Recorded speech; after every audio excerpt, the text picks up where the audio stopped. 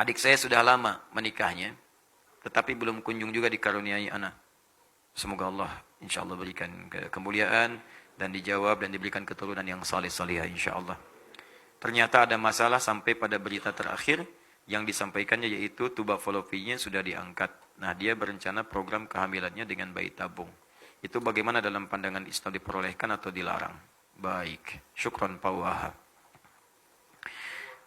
Baik, teman-teman sekalian, dalam kaidah fiqh itu sifatnya sangat fleksibel, sesuai dengan kondisi zamannya di era-era yang berbeda.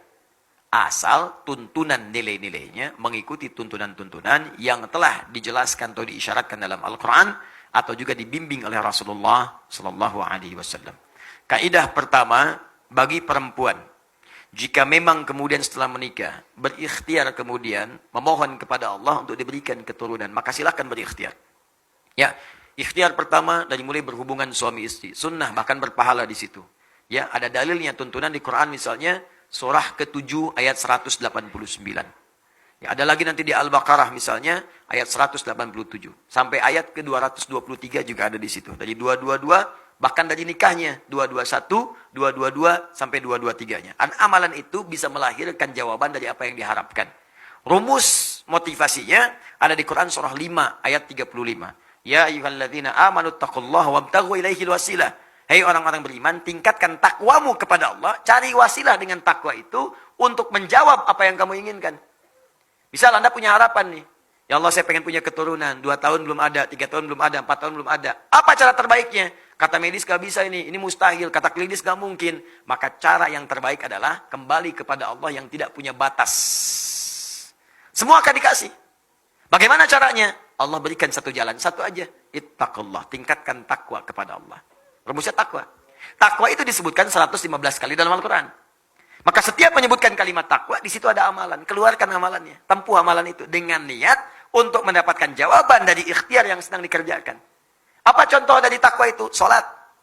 Karena kalimat takwa pertama dalam Al-Quran, bagi orang beriman, disandingkan dengan salat. Dan mana dalilnya Ustaz? Quran surah kedua Al-Baqarah, ayat kedua sampai ketiga. Dzalikal kitabu la raiba fihi hudan lil muttaqin. Siapa orang takwa muttaqin itu? Ayat 3-nya. Alladzina yu'minuna bil ghaib wa yuqimunas shalah. Yaitu orang yang telah beriman kepada Allah walaupun tak nampak dalam pandangannya, maka dia memaksimalkan salat dengan membuktikan keimanannya kepada Allah. Buktikan iman dengan salat. Minta dalam salat, bangun, tunaikan salat. Dan lewati seperti orang biasa. Orang biasa cuma 5 waktu, Anda tambah dengan sunnah, bangun tahajud, bikin mihrab, salat di situ, minta, mohon kepada Allah dalam salat Anda.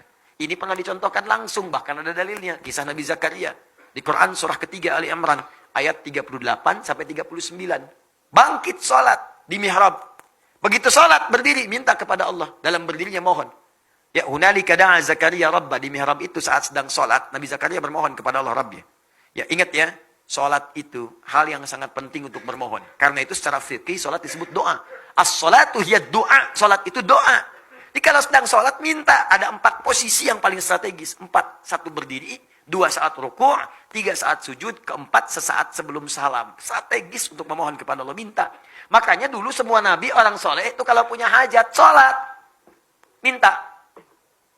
Sholat. Dalam sholat kita tuh 5 kali, minta. Hajat kita apa? Minta.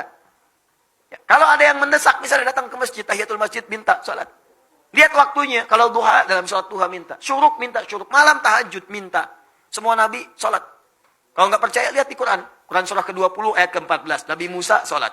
Nabi Isa, sholat. Quran surah 19, ayat 31 sampai 33. Nabi Ismail tadi, sholat. Quran surah 19, ayat 55. Bahkan minta keluarganya sholat. Wa kana ya'muru ahlahu bis sholat. Minta keluarganya, sholat. Para nabi nyuruh keluarga sholat. Anda bayangkan. Nabi Muhammad minta. Bukan cuma anaknya, Fatimah misalnya, tapi juga suaminya, menantunya. Ali bangun, minta, sholat, minta. Apa yang dikatakan Nabi Zakaria dalam sholatnya? Qala rabbi habli min ladunka dzurriyyatan thayyibah innaka sami'ud du'a. Ya Allah, mereka memvonis aku tidak mungkin punya keturunan. Mereka katakan mustahil. Karena istriku divonis secara medis, itu monopus dan mandul. Maaf, habli dari kata wahab. Wahab itu artinya pemberi yang tidak punya batas. Sifat Allah memberi yang tidak punya batas. Wahab. Ini dahsyat. Ini kalau ingin berdoa, awali dengan nama Al-Asma'ul Husna. Ayatnya jelas, Quran surah 17 ayat 110. Qulid Allah awid Rahman ayyamma tad'u falahul asmaul husna. Kalau punya hajat sebut nama Allah atau Ar-Rahman atau cari nama yang sesuai dengan hajatnya. Kalau butuh rizki ya Razzaq.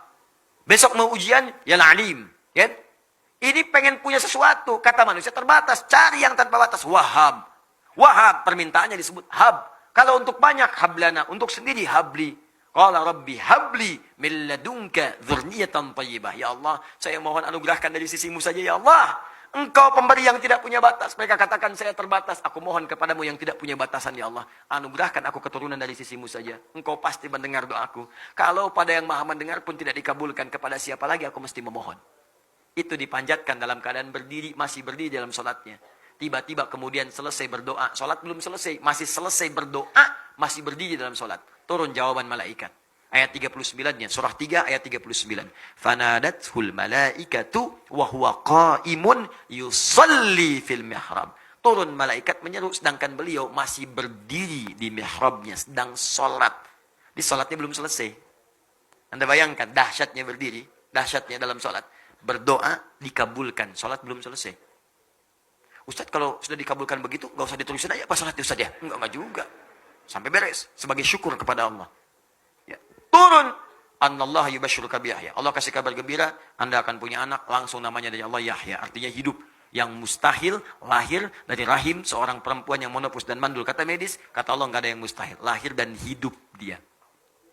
Silakan. Tiru itu. Karena janji Allah mutlak. Saya sering sampaikan berkali-kali. Allah itu kalau sudah berjanji. Itu pasti ditepati. Allah yang berjanji, Allah yang menepati. Kalau manusia kan beda. Kau yang berjanji, kau yang mengingkari. Ya. Kau yang awali, kau yang akhiri. Allah beda. Dia yang awal, dia yang akhir. Dia berjanji, dia menepati. Innallaha la yukhliful mi'ad. Allah tidak mungkin kemudian mengingkari janjinya. Pasti ditepati. Ya, jelas sampai di sini? Kapan itu terjadi? Cari situasinya. Sampai dengan Anda membaca kalimat Iyyaka na'budu wa iyyaka nasta'in.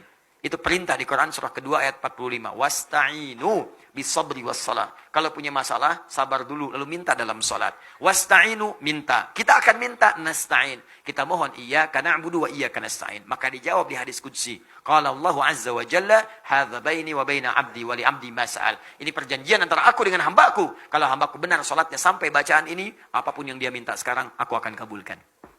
Saya pernah ajarkan ini pada beberapa kalangan. Ya, ini dari Qur'annya bukan dari saya. Kalau Anda yakin Allah pasti berikan. Masya Allah, ada yang 7 tahun, 8 tahun, sekian tahun dia praktekkan. Tidak menunggu lama, tiba-tiba kirim foto. Foto mihrabnya. Ya. Ubira, sampai teriak, sampai nangis. Sudah bertahun-tahun, tiba-tiba terjadilah itu. Allahu Akbar, indah. Dan ternyata sesuatu yang diraih dengan cara yang lama itu, keindahannya lebih lama. Dan kebahagiaannya lebih terasa. Sama anak kayak muter-muter, nyari cendol kan. Udah muter lama, 2 jam ketemu. Makannya lebih enak kan. Lebih nikmat minumnya. Bahkan teh pun tanpa gula, serasa manis. Demi Allah sih, aus lari-lari minum teh. Rasanya enak banget. Lagi berdua sama istri. Ya, sayang kurang manis, lihat aku aja. Masya Allah. Masya Allah diminum. Kok pahit ya? Enak aja gitu. Nyaman, nikmat. Itu. Dia udah lama nunggu-nunggu begitu lahir. Indah. Masya Allah. Dilihat-lihat, sayang-sayang, kecup-kecup dan sebagainya. Dan didoakan. Nah, kasus yang terakhir, ini agak berbeda.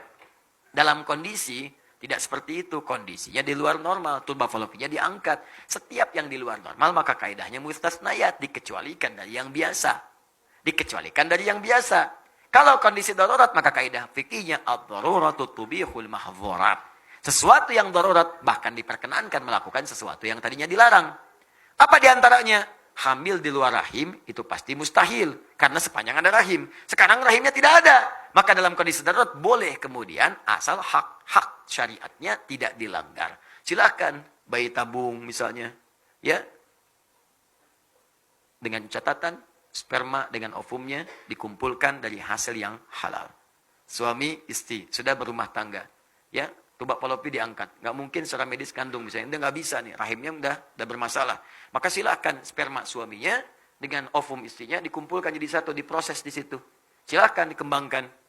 Tumbuh. Lahir misalnya. Alhamdulillah. Ada yang jalan rahimnya masih ada. Tapi untuk keluar nggak mungkin. Ada yang terhalang. Ya, nggak mungkin. Terjadi kasus kemarin.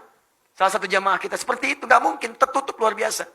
Untuk hamil, ya, dia bisa kemudian mengandung untuk melahirkan. Tapi untuk jalan masuk spermanya nggak ada, terhambat dia. Susah. Maka disimpan kemudian, disatukan di proses di luar, disuntikkan kemudian ke dalamnya. Ngandungnya di situ juga, lahir. Sah. Boleh. Dengan catatan, sperma dan ovum itu disatukan dalam proses yang sah. Ada akad di situ. Yang tidak boleh, belum nikah, bayi tabung yuk. Misalnya, itu nggak boleh. Nggak boleh. Disatukan, suntikan ke rahim misalnya. Nggak bisa, nggak mungkin. Jelas ya? Paham ya? Boleh, silakan. Program kembar, boleh misalnya. Ya, kembar yang terbaik itu bermohon kepada Allah Subhanahu Wa Taala. Minta. Ya Allah, saya ingin misalnya anugerahkan kepada saya, ya Allah, anak yang kembar, supaya keduanya bisa berjihad di jalan-Mu. Keduanya bisa melengkapi, ya Allah, menjadi penghafal Quran. Keduanya bisa memberikan mahkota, ya Allah. Niatkan seperti itu. Ya, kalau diniatkan ibadah, biasanya akan cepat dikabulkan oleh Allah. Tapi kalau urusan dunia, itu biasanya agak lambat. Ya Allah, berikan saya anugerah yang kembar, ya Allah, supaya lucu.